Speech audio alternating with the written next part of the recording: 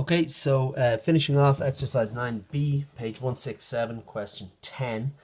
Just if you've just finished watching the first video on this, maybe go back and try a few questions. In particular, question 4 on the YouTube is one that's kind of an exam style.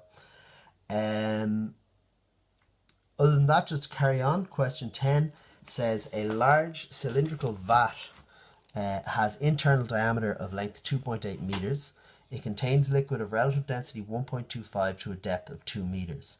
Using pi as 22/7, calculate in kilonewtons the thrust due to the liquid on the horizontal base of the vat. Okay, well, thrust is pressure times area. So what's the pressure at the bottom of the vat? Well, that's rho GH as usual.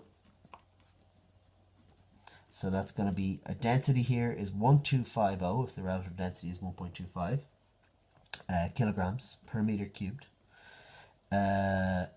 G, and the height here is 2, multiplied by the area on the base of the vat is pi r squared, where r is 1.4 meters.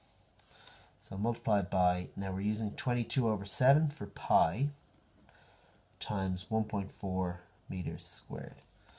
And the answer to that, if you go and do the calculator work, comes out to 150,920. That's 150,920 newtons. They've asked for it in kilonewtons, so just dividing by 1,000 gives us 150.92 kilonewtons. Part 2 of that question then says, if a solid body of mass 750 kilograms and relative density 2.5 is lowered by means of a fine wire into the liquid until it hangs fully immersed, what is the consequent increase in the thrust on the base?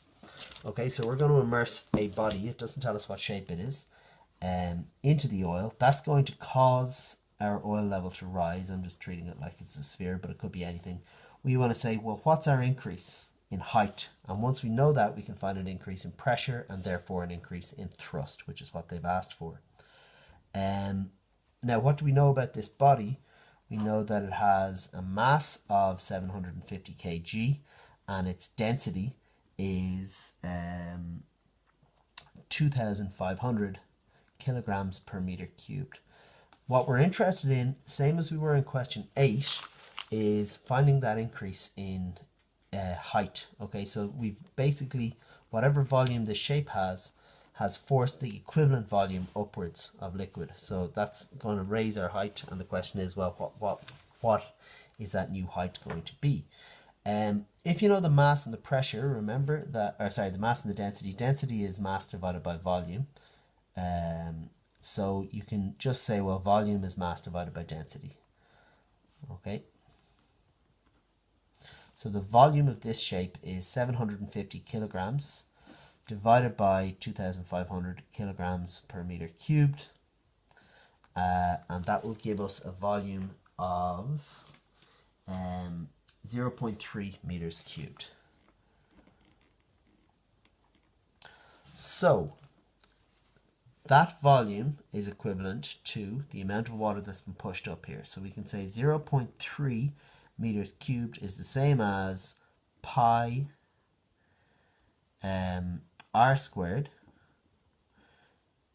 h, which is what we want. Okay, so that's the volume of a cylinder is equivalent to whatever volume we've just put in. And to find h there, if you solve that, you're going to get that the height comes out as a rather messy 15/308 meters. But we'll hopefully, I think that tidies up now in a second.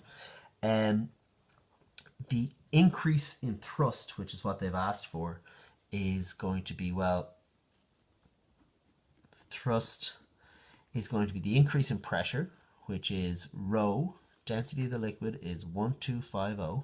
Okay, so it's the increase in pressure comes from the increase in height of our liquid. So it's just still rho GH, which is pressure in a liquid.